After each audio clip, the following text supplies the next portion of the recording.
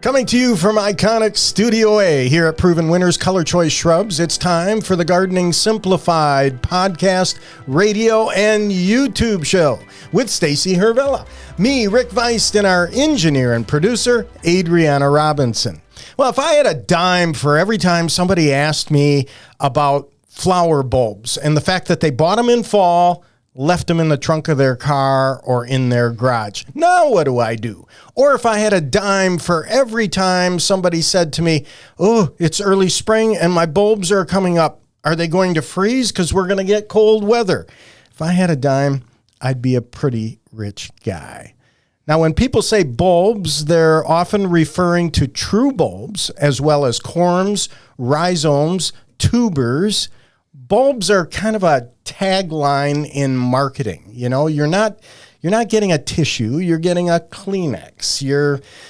Nothing runs like a deer. We know we're talking about tractors. It's a tagline. They're bulbs. And the four big keys to success with bulbs are well-drained soil, planting depth, and timing, in my opinion. Oh, and one other thing that is a total pet peeve for me.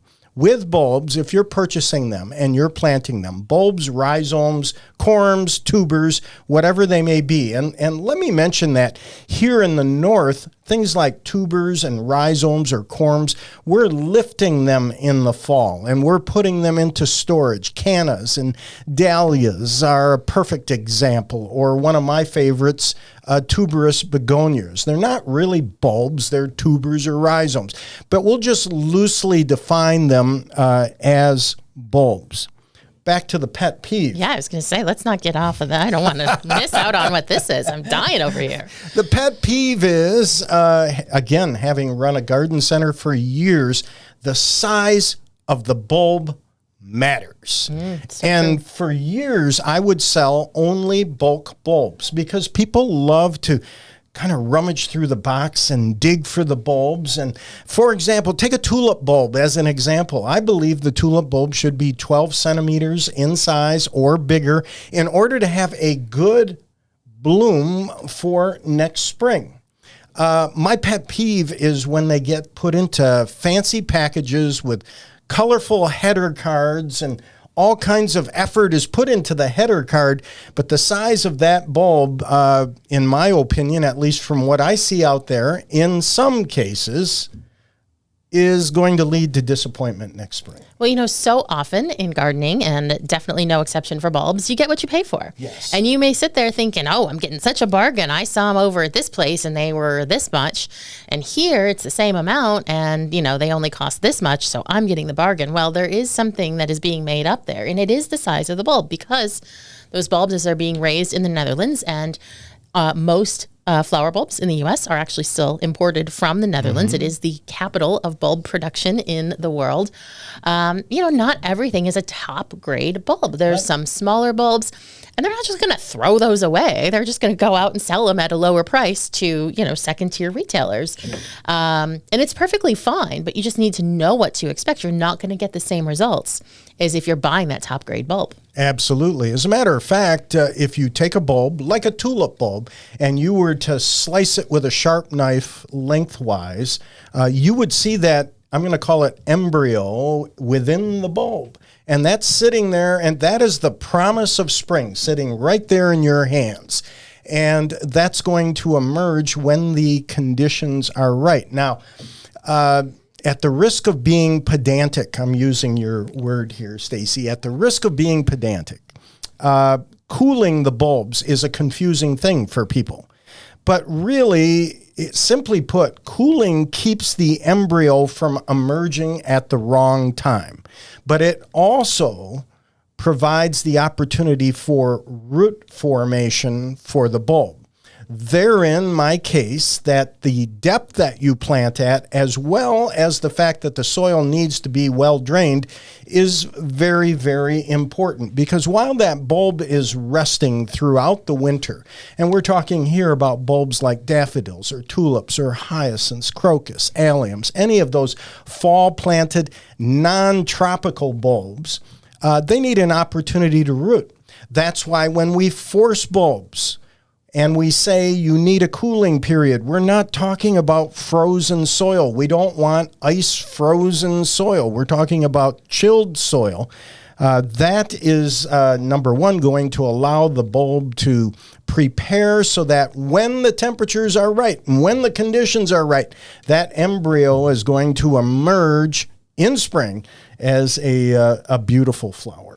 You know, the key to understanding this really is to look at the bulb you're interested in, look at where it is native to, and look at the climate and the terrain there. And that will give you so much of a better idea of what you need to try to replicate. And tulips, daffodils, they're native to Central Asia, the Near and Far East, and, you know, they just bake. They just bake in rocky, sandy soils all summer. They are not equipped to deal with wet, regularly watered perennial beds, where so many people want to plant them. And it's not that you can't plant them there. You can. It's just you have to know you're only going to have probably a 1-year display, because otherwise the bulb's going to rot as you keep your flowers going. And it's such an interesting way to do your research and to understand how you're growing your plants is to really take it back to that area and learn what you can, and then again do your best to replicate it. That's a great point, to where they are native, which brings up the point for all our southern listeners and viewers. You're in the game here too. Number one, my son worked for quite a bit of time in Tennessee, and I saw tulips do magnificent in Tennessee. But even further south, there are tropical and subtropical bulbs that would grow well in the south or in Florida. I think of agapanthus. I grow that here in Michigan, also known as lily of the Nile. It's native to South Africa.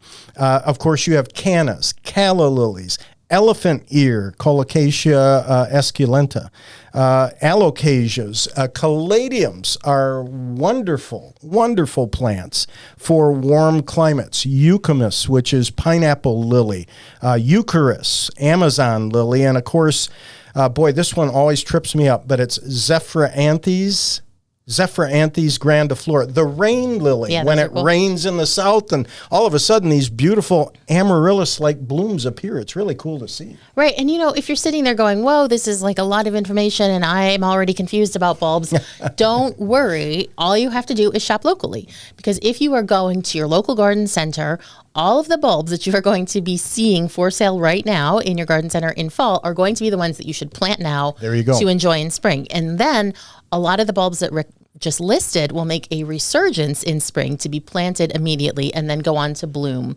in summer. So you don't have to worry about knowing all of this. All of these are different types of bulbs and corms, and all of these are the kinds of plants that have a dormant period where all their energy is stored into that fleshy, energy-packed, potato-like structure, and they grow, and then they go dormant again, and all of this combines to make them, in my opinion, some of the most rewarding, easiest to grow plants. I've said it already this year, but I'm going to say it again. You never regret planting bulbs. Yeah, you just never do. I'm glad you brought that up, because we talked about marketing taglines for the Netherlands Bulb Institute, or that organization, for a long time. They had the tagline, dig, drop, done. Yeah, I liked that. So, and I like that too. I think it's great. Also, to your point, Stacy, about the bulbs that you find in stores wherever you live at this time of the year, great example of that is freesias. Now, cut flower gardening is very, very popular, and we love freesias.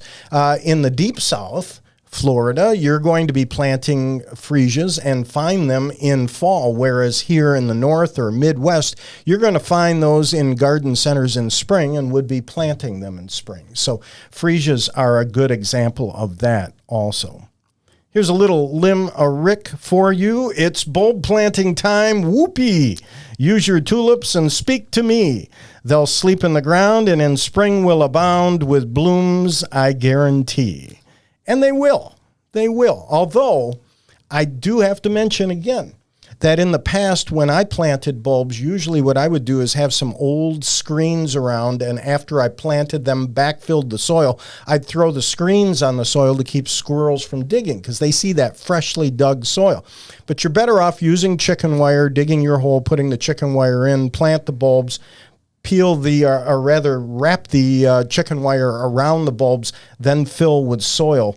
That will work well for you when you're planting bulbs. If you have that issue, surprisingly, despite having a number of squirrels and walnut trees around my neighborhood, I don't typically have a huge issue with squirrels digging them up. Yeah. When things come out, that's another issue. I have long since given up growing tulips, living surrounded by deer.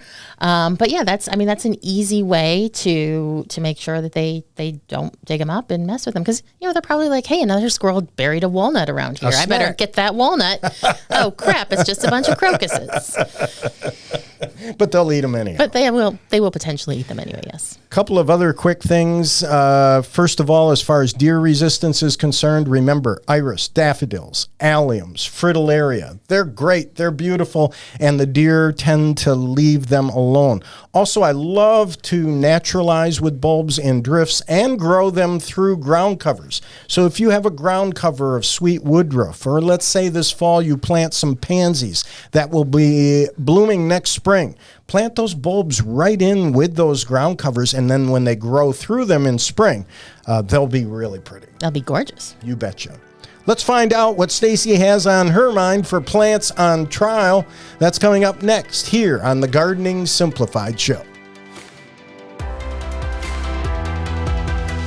Greetings, gardening friends, and welcome back to the Gardening Simplified Show, where I am going to give you a little bit more on bulbs. But first, I do want to say Halloween is about a month away, and we would love to feature your garden horror stories on our Halloween show.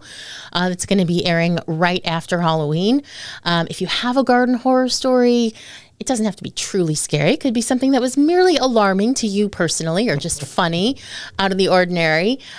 We all have them. Sometimes we need a little time to think of them. We would love to hear that from you and be able to read that on the air and share it with our other listeners. If you have a garden horror story, you can reach us at gardeningsimplifiedonair.com. There's a contact form right there. You can just type it all in and we will add it to our list and share it with our listeners. It could be anything from, animal related, pest related. I had said that I once heard from a listener on my previous show who went to put her garden glove on and found a mouse was inside it. Yes. Spooktacular. Unexpected snake sightings, so many possible things. My brother once threw a slug into my hair. That was very traumatic for me as a child. I got up one morning and my entire lawn was full of plastic forks. I got forked. What? Yeah. Someone did that to you? Somebody comes along. It's a prank. Yeah. It's a prank? Yeah. Plastic forks, thousands of them. That sounds like a real pain. So anyway, whatever the nature of your garden horror story, please do reach out to us at gardeningsimplifiedonair.com. We would love to hear from you. Now, before I get to today's plant on trial, I do just want to say something. My pet peeve about bulbs is quantity. Oh. Because you go out, you buy a package of bulbs and you're like, whoa, 25 bulbs. And, that scares some people away. Yeah. And it shouldn't. It shouldn't. This is not like I show up to your house and say, here's 25 shrubs. You have to find spots for them and plant them. It's not like that. Bulbs are very easy to fit in anywhere. And I will tell you, what I have learned from working in public gardens and what I do in my own garden, I don't dig 25 holes. That would be ridiculous. Not only would it be more work than is necessary, but you're not going to get the display that you want because all you have is little tiny flowers spread out over 100 square feet, and that doesn't have the impact. So what I do is I will dig one slightly larger hole and I will pack that with all sorts of bulbs. Usually I'm looking for things. I tend personally to go more with what's known as the minor bulbs. So smaller, more unusual things. I do love daffodils. Those are bigger and they need a lot more space. You need to dig a lot deeper for them. But even if I plant a daffodil, I'll dig that hole for the daffodils, put in some soil, and then just put a handful of mixed minor bulbs. So that could be grape hyacinth, crocuses, Chionodoxa, Pushkinia. So many different things. I'll just mix them all up and just take a handful and plop it right in that hole. That's great. As I've said before, life is too short for proper spacing by and large, and that's no more so true than with bulbs. So don't be intimidated by that quantity. There have been many years where I have finished up planting bulbs and said, okay, I planted about 750 bulbs this year. And that seems insane to a lot of people, but it's actually a lot faster and a lot easier. And as long as you are picking bulbs that are appropriate for your area, that are going to resist the challenges of your yard, whether that's moist soil or deer or whatever, that little investment in time and money will last you decades. Yes. You know, a lot of those minor bulbs are great for naturalizing, and that's what I love. That's the look that I love. Muscaris, snowdrops, you bet. They'll keep coming back year after year. Beautiful. So don't be intimidated by the fact that bulbs are sold by multiples of 25. It's not like trying to plant 25 shrubs or perennials. Just go for it. You will never regret planting bulbs. Now, all that said, I do love bulbs. You and I both love bulbs. But they do have one little liability because, of course, nothing's perfect, right? And the liability that bulbs have is that they do not make their exit gracefully. Yes. You know, they're very easy to plant. They're very easy to maintain. They require almost no work. And they come up in spring and they look amazing. You get that fresh growth of green right when the snow starts to melt, and you're getting super psyched to see your bulbs, and they bloom, and that was great. And now all the rest of your garden is coming alive, and there is that bulb foliage looking like Yellow the dog's breakfast. And it's yellow and streaky. Yep. And it's kind of sad, really, because, you know, again, the rest of the garden is just starting to get going and is looking fabulous and fresh and beautiful. And here's this foliage just like, nah, I'm going to die now. Yes. And it's kind of depressing. And you feel guilty chopping it back because you're told you're not supposed to do that. Well, you shouldn't do that. And I have certainly seen bulbs not come back. The reason that you have to tolerate this long, slow, painful death of the bulb foliage is because all of that is photosynthesizing, and photosynthesizing is making energy for the plant. And because bulbs do have this very, very short window in which they are actively growing, they need that time to photosynthesize in that foliage, translocate all of the energy that they're making through the chlorophyll in their leaves, and that's why they turn yellow. So it's super crucial. Now, some bulbs can withstand it once or twice, but if you were to repeatedly cut back your bulbs every single year because you're like, I can't look at that yellow foliage, you will not have bulbs for very long. They really, truly do need that period. So you do have to put up with it. Now, over the years, gardeners have found many interesting ways to kind of deal with this little liability. Ponytails, the people will put them in a little ponytail, gather them all up. Braiding, famously, as Martha Stewart did. And those are okay. First of all, I think their life is too short to probably sit around have time to braid. braiding your daffodil foliage. But even if you did want to do that, you know, the issue is that hides a lot of those photosynthetic surfaces from the sun so that they're not able to fully, you know, create all the energy that they need through this process. So one thing that some people do is pair their bulbs with a plant that will kind of either grow up to cover the dying foliage or distract from it. Bingo. So daffodils and hostas are two very popular choices for doing just that because the foliage is small when the bulbs are active, so it's not shading them out or anything like that. And then as the bulb foliage starts to die back, their foliage is really expanding. But I wanted to propose another idea, and that is today's plant on trial, Kodiak Fresh Durvilla. And so Durvilla is a native shrub, North American native. It's native here to Michigan. In fact, you'll find it in many, many places, but all over Mackinac Island, if you are familiar with that. And it's a relatively plain but tidy shrub. It has nice high-quality foliage. And what we have been doing here at Proven Winners Color Choice Shrubs with Durvilla is trying to capitalize on its tendency to have some quite nice color, especially in its new growth. And so we have been working with Durvilla for a number of years now. And we have Kodiak Red Durvilla, which has red foliage. We have Kodiak Orange, which has orange. We have Kodiak Black, which has nice, beautiful purple-black foliage. And Kodiak Fresh is kind of a mix of most of these. So Kodiak Fresh Durvilla has chartreuse foliage that emerges in shades of red and orange and yellow. And it just really lives up to its name and has this pretty vivid, fresh look. And if you were to plant a Kodiak Orange or a Kodiak Fresh Durvilla next to your bulb planting, I think that you would genuinely find that as this starts to come out for spring and it is so much more colorful, even if it is not directly covering your bulb foliage, it is easily distracting enough from them because it does bring so much color and life that you can kind of forget about all of the sadness going on just over there with your daffodil What'd patch. you call it? Dog's breakfast? I called it the dog's breakfast, Yes. yeah. Because it's, it's like, I wouldn't mind so much like if it happened now. And there are some bulbs that actually put their foliage out in fall. Right. And then go on to bloom in spring. But, it's just kind of like insulting that like, here's spring and everything's livening up. And then bulbs are like, nope, I'm done. done. It's a weird thing. So, I don't know. I guess I find it kind of depressing. But I think Kodiak Fresh Durvilla is a great way to lighten up the area and forget about that dying foliage. And Kodiak Durvillas are so incredibly easy to grow. Like I said, they are native. They're very, very durable shrubs. They kind of just grow as a natural sort of rounded habit, so you can let them be.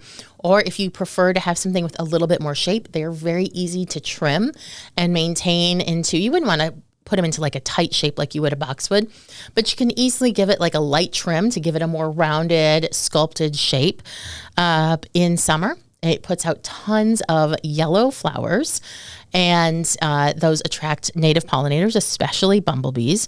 Now, one name that you might hear sometimes as a common name for Durvilla is bush honeysuckle.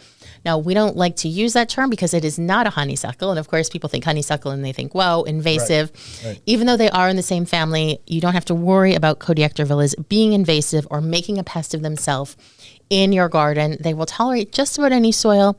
Kodiak Fresh is hardy down to USDA Zone 3, heat tolerant through USDA Zone 8. It gets to be 2 to 3 feet tall and wide. So again, just a nice size for adding to your garden. And I think much like bulbs, you won't regret planting it because it's one of those plants that really just looks fabulous without having to do anything to it. Love the plant in my landscape, and in summary, easy to grow, and I love the fall color. And you can see all the photos of it on gardeningsimplifiedonair.com, of course. Or if you're watching us on YouTube, you'll see them there. Or check us out on Instagram. We're going to take a little break. When we come back, we're opening up the garden mailbag. So please stay tuned.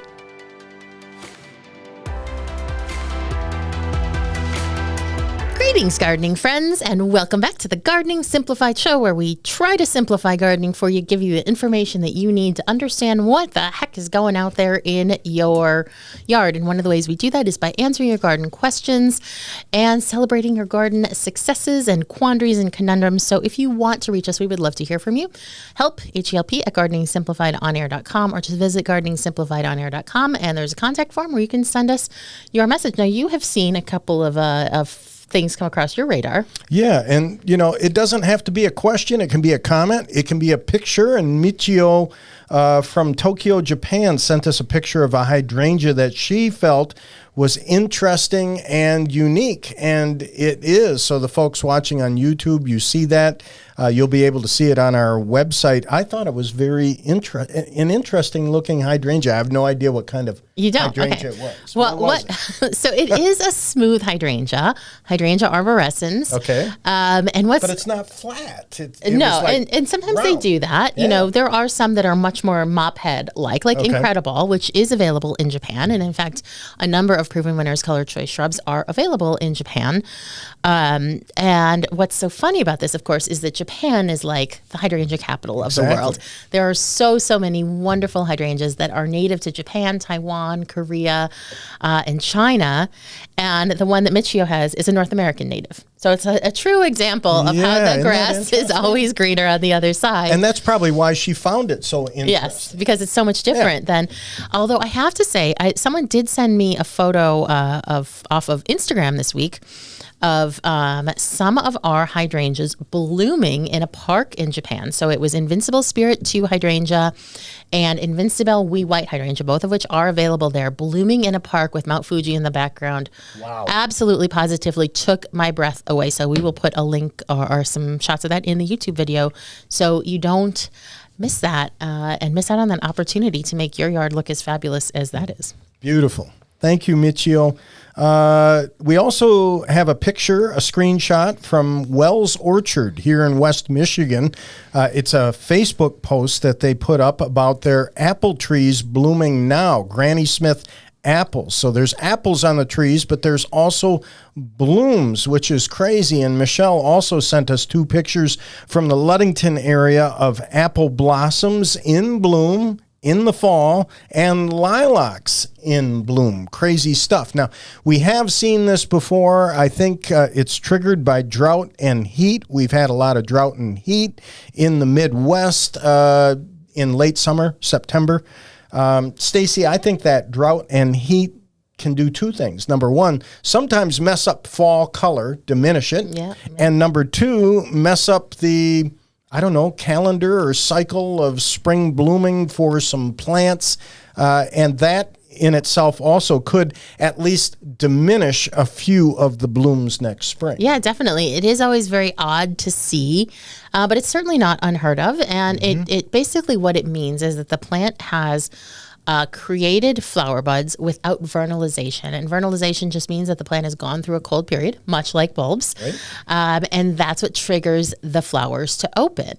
And so when we have a reblooming shrub, like we do in Proven Winners, like the bloomerang lilacs or Let's Dance hydrangeas, the reason that those are reblooming, or why they bloom on new wood as well as on old wood, is because those new wood flowers don't require vernalization. And so what's happened here is these plants are blooming without vernalization. They're not like, in full bloom and absolutely covered in flowers, right. Just a bit here and there, but it is not unheard of. Always a little bit distressing, especially when it has been as hot and as dry for as long as it has been here. But nature does crazy things. What can I say? You bet. Carla asks us, do I need to prune small shrubs like arrowwood, viburnum, or 9-bark to make them more dense, or will they take care of that on their own? They were planted last year, so they're in their creep year. I'm trying to listen to Stacy and not touch them. Well, yeah, now, I'm not a fan of like needlessly pruning stuff just because you want to, but it is true that pruning does make shrubs bushier. Absolutely. Every time that you prune off the top of a plant, it will branch out below that and you will get greater bushiness. And I think as more and more people sometimes purchase plants online, you're usually getting smaller plants. And especially with shrubs, when you get a smaller shrub, the amount of time that a grower would have spent trimming it and building it into a bigger and bushier and more full shrub, that's not there. You have to actually do that yourself. Yep. So it is totally fine if you feel as though they need, a little bit more bushiness. Go ahead and prune them, but do be aware that both arrowwood, viburnum, and 9-bark bloom on old wood. So if you want to see the flowers, you're going to want to do this after they bloom. If you don't care about the flowers and you're just willing to sacrifice it for, getting a nice full shrub, no problem. Just do it in spring. With the arrowwood, viburnum, though, do be aware that, of course, because that is a flowering and fruiting shrub, that if you prune it after it blooms, you will be removing the ability for it to actually set fruit. But again, these are just aesthetic considerations, not plant health considerations. And you can safely prune these back by up to half, even a little bit more if you need to. It's really going to depend on the look that you're going for and what you're dealing with already. Yeah, and I agree. Waiting with the pruning, but go ahead and prune. I see no problem with doing that pruning. Stacy, Martha sends us a long note here. She's from Zone 6A, and I love this, Martha. Thank you very much. She went out and got a soil test based on our recommendation. I know. I was so excited. So thank you for doing that, Martha. That means a lot. It's good to know that people are actually doing that. Yeah. Even though Martha's soil test results were maybe not quite ideal, it's still good to know what you're dealing with, because Martha found out that her soil is a pH of 7.6, which is pretty high. That's high. Yeah, so anything above 7 is alkaline or basic. Anything below 7 is going to be acidic. Most plants prefer soil on the acidic side because that is where the most nutrients are available to them.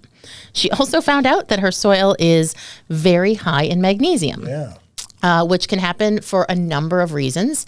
It can just be your water. It can be due, especially if you have a hard water in your area, it can be due to just the parent material or whatever rock formation it was that your soil was created from.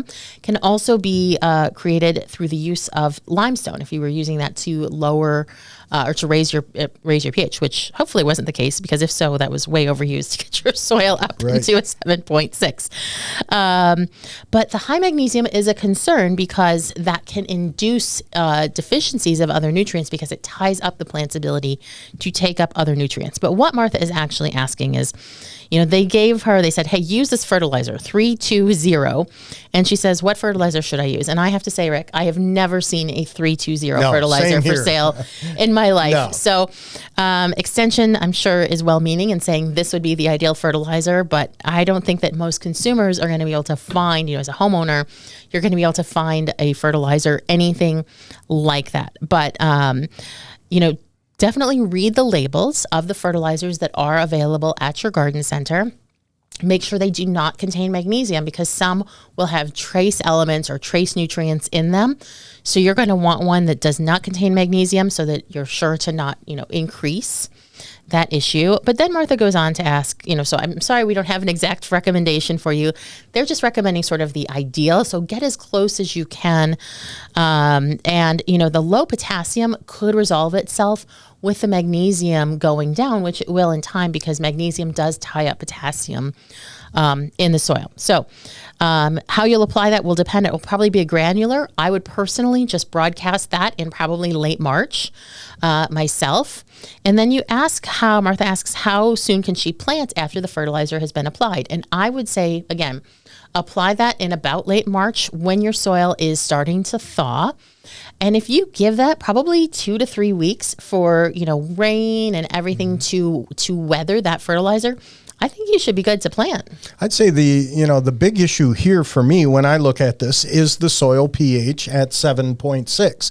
And I would question it. Now, I'm not saying, Martha, that the test was not taken appropriately. However, in our soil test show, we talked about the fact that you want to take multiple samples.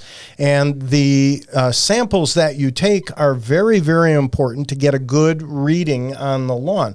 7.6 is pretty high. Now, if you're comfortable that the soil test taken was done with plenty of samples so that that's an accurate reading of the soil, just make sure of that before you start applying something like aluminum sulfate to try and bring that pH down. Right. And, I would also say that plants can grow at a soil pH of 7.6. And, sure. Of course, you're not going to be growing blueberries. You're not going to be growing rhododendrons and all of those plants that we know love acid. But overall, most plants are pretty flexible in their pH as long as it's not extreme. So like if you're in that 6 to 8 range, you can grow most plants. Now, if you start to see nutrient deficiencies, you will know that those are like yellowing foliage or unhealthy growth. You will know that's a result of nutrients that are being tied up at that pH level. And that is something that can easily be remedied by applying fertilizer regularly. And eventually it will sort itself out. That's not a long-term solution, but if you do want to take that pH down, like Rick said, with aluminum sulfate, you can use fertilizer on the plants that are showing signs of that pH level issue. And of course, at this point in your garden, steer clear of anything that is notoriously acid loving. There you go. So we're going to take a little break. When we come back, we've got a special guest, so you won't want to miss it. We'll hope you come back. Welcome back to the Gardening Simplified Show. Today for our branching news segment, an interview with Jenny Rose Cary. Jenny Rose Cary is a horticulturist, a speaker, and an author. A couple of books, Glorious Shade and The Ultimate Flower Gardener's Guide. They're currently available for purchase through her website, jennyrosecary.com, and Amazon. Jenny is working on a new book on bulbs to release sometime in September 2025. Jenny, thanks so much for joining us on the Gardening Simplified Show. Thanks for having me. I'm delighted to talk about whatever we end up talking about. Thanks for all the work you do as a horticulturist, a speaker, and an author. I follow you on Instagram, and you're the person with that iconic pink hat. How did that come along? Every time I see you, you're wearing that pink hat. What's the story behind that? Well, I'm very into colors altogether, and I have had different phases over the course of my life. I had a red phase and then a green phase, and there's probably a purple phase, and then each one of my family, it's like, do families choose their toothbrushes by color? And it's like, do you know what color your toothbrush is? If you do, you're a color person. and then it just won't do to have, a yellow toothbrush, and then you get muddled up. So it was sort of like self-preservation that I always got my pink toothbrush and my pink hat and my, I knew it was mine and no one else was going to use it. But more to the point, I love pink. It makes me happy. And I try and encourage people to do the same thing in their gardens, because if you are a color person and know the color of your toothbrush, then you want to go for, swaths of your favorite color in the garden, or accessories or benches, and they'll just make you happy every time you go out to your garden. Oh, that's fantastic. We were talking on today's show about bulbs, and I personally have a real interest in bulbs because my parents were from the Netherlands. They survived the hunger winter of 1944-45. As a matter of fact, my parents ate tulip bulbs to stay alive during World War II. I love bulbs because there's such variety and they're so beautiful in our landscape. It must be that you feel people in general love bulbs based on the fact that you're writing a book about bulbs. Why do we love them so much, Jenny? Well, I grew up in England, as you can probably tell from the accent, and I think we've been buying bulbs from the Netherlands for centuries now, because you do such a good job of producing them. And there is just something special about them, because you plant this sort of anonymous brown package in the ground, and then you just when sometime it will, something will happen, but you go about your day and you go about your, next couple of months, and then all of a sudden you look back at that spot and there's a green shoot, and then all of a sudden there's an amazing coloured flower popping out of the ground. And it's sort of like delayed gratification or something like that. But also they are just, they're in the moment. They're in the moment. And when you look at a daffodil, it's spring. When you look at, now in my garden, I say dahlia, but no one can can understand what I'm saying. So dahlia.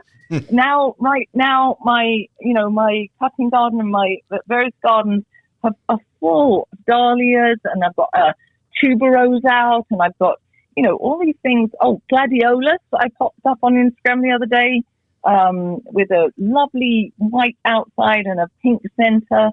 And, there's nothing quite like it for just a real bloom power and speaking to the season, I think. You make a great point, because especially nowadays, we live in a kind of largely seasonless society. You can get any type of produce any time of the year pretty much. And, you can go to a florist and find flowers out of season for almost anything. But you know what? You don't really see daffodils out of season. Yeah. And, you don't really have these other plants just popping up. And they are one of those things that truly are just completely rooted in the springtime. Or in their season. So, like dahlias, the best dahlias you can get are in the autumn, summer into autumn, unless you fly them around the world, which we're trying not to do. We're trying to grow local and use our flowers from local, growers and support them. But, I am a very big proponent, and in all of my books, I have sections where I divide up and tell you these things are going to be in flower at this season, and they will go together like this if you put them in the same bed or adjacent beds or adjacent pots. These will combine well. They'll flower at the same time. Pick your tall one and your flat one and your round one and all these things, and then they'll look lovely together. So I spend a lot of time encouraging seasonality, especially in produce as well, because like we have a strawberry patch, and there's nothing like a fresh strawberry or a fresh tomato, to make you understand how to relish the moment. Mm-hmm. And it's that sort of, to me, if I buy strawberries all year round, then, where's the joy in that? It's sort of like we are in such a rush and everything like that. There's so much going on in the world that makes us all anxious and everything like that, to have these little calming moments of a first, the first daffodil, the first crocus, the first anything. And that's why I really encourage people to plant them, because there's nothing like, after the winter in particular, going outside, there's still a chill in the air, and then you just walk outside and you see just a little touch of white or purple or yellow, and you're like, oh yes, I think the year is going to be okay.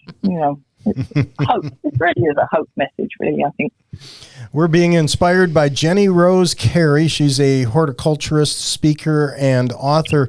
Jenny, I always get a kick out of the fact that we kind of loosely define a lot of these plants as bulbs.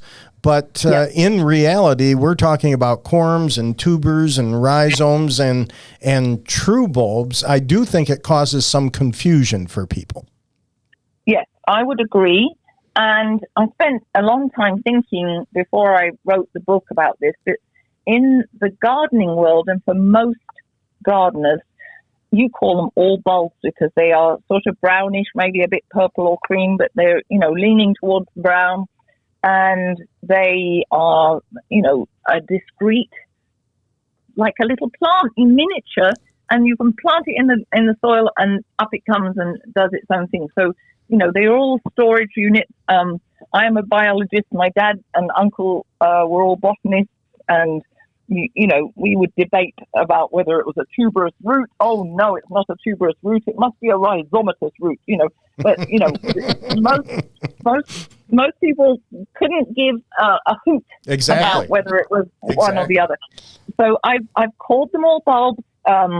In the text, I've gone through what is a corm for those people that want to know. Otherwise, you skip that bit because it smacks too much of Bio 101.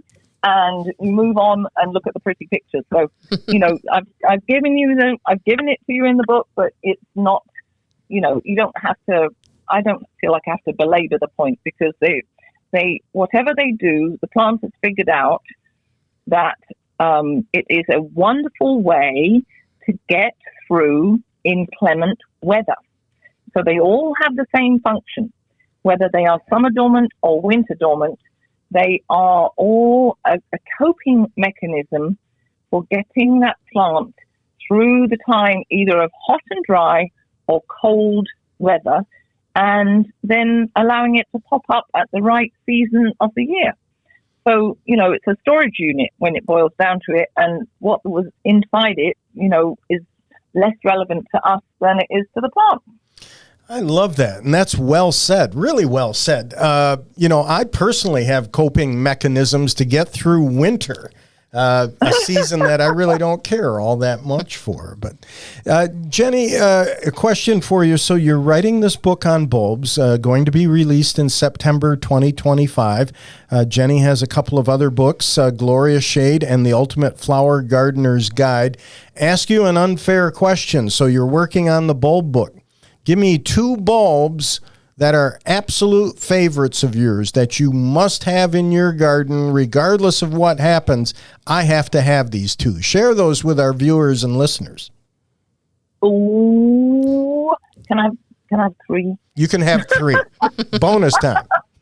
I'm a negotiator. Okay, I like it. So the one that gets me through, like the winter months, because I'm like you, Rick. I really am not a winter fan, and so the one that starts blooming for me around Thanksgiving, not the same bulb itself, but different ones within the snowdrop genus. So that's the genus Galanthus, snowdrops. And if you live in the south, then you might grow snowflakes, which are very similar. They're white and dangly.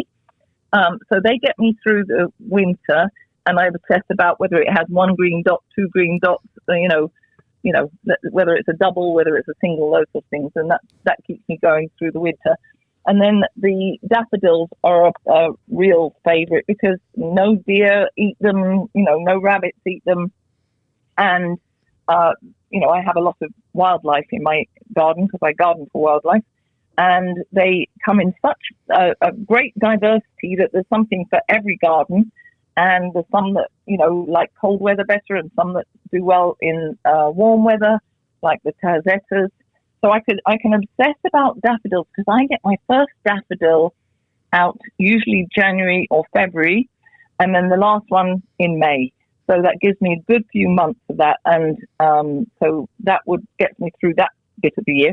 And then I have to say my dahlias or dahlias, however you want to pronounce them, that are in full bloom right now because they're in bloom now, and you always want to obsess about what you're looking at this minute. And that really sends me right through until we get a very hard frost. So they come out starting in usually August. I get my first one, and then really through September is the peak, and then into October if I'm lucky. So that gives me a good 8 weeks probably of bloom, if not more. We don't get the frost. And again, there's ones for cutting. There's low-growing ones that people are growing more as an edging in a display garden. So, I love the cutting ones because you won't believe how tall they are this year. I don't know why, because we had no rain, but they are, I would say, I've got 8 foot, 9 foot tall dahlias. And, how many blooms are on it? I really should put some up on Instagram. But it's, there's so many things in bloom. We had garden tours this weekend. We had 135 people through on a tour on Sunday. Had a group yesterday, another group last week.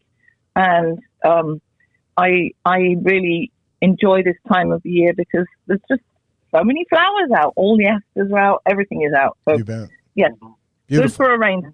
So there's my 3. Sorry about that. Well, having worked in garden centers my entire life, Jenny, I can tell you that I see bulbs as the ultimate impulse buy. People buy them impulsively. They don't have a shopping list with them. I think that's why the colorful pictures are so important, as opposed to buying a candy bar or some garden gloves at checkout. People will pick up a package of bulbs, and I think that's what keeps it going. So I think that's a good way to look at it, but also think about how much better it is than a candy bar. Because if you plant a perennial bulb like a daffodil, that will come up for years. And if you choose one that is really adapted to your conditions, it will be generations. I have daffodils in my garden that were in my husband's great-grandmother's garden that we dug up. And so, a candy bar here and there, as much as I love my candy bars. But, it's something, if you find the ones that really suit your growing conditions, you can dig and divide them after a few years and make, 3 clumps instead of 1 and give one to a friend. And that's the other thing. They're so rewarding because even the things like the dahlias, if they do well for you and you can figure out how to overwinter them, which I've put all of this in the book, all the tips and tricks that I've learned over the years. Or if you decide not to overwinter them, that's fine because you treat them as an annual. But if you do dig them up and divide them, usually from 1 clump, you get 2 or 3 clumps and you can share with a friend. And the sharing with a friend is always the fun bit. Well, I can tell you I have difficulty resisting the candy bar at checkout. I do my best, but I can't resist a good package of bulbs. Her name is Jenny Rose Cary. She is a horticulturist, speaker, and author. Just a delight. Look for her at jennyrosecary.com. Look for her books also on Amazon. Jenny, good luck with the bulb book. We look forward to seeing it in September of 2025. Oh, thank you so much. It's been fun talking with you, and anytime you want to talk gardening, this is what I love to do. So thanks for having me on. Thank you so much. Well, Rick, for a moment there, I thought that you were going to say that you can't resist a canna, not a candy bar. Oh, but I know both things are true. So thank you so much to Jenny for your time and expertise. Thank you, Rick. Thank you, Adriana. And thanks so much to all of you. We hope you have a wonderful week ahead.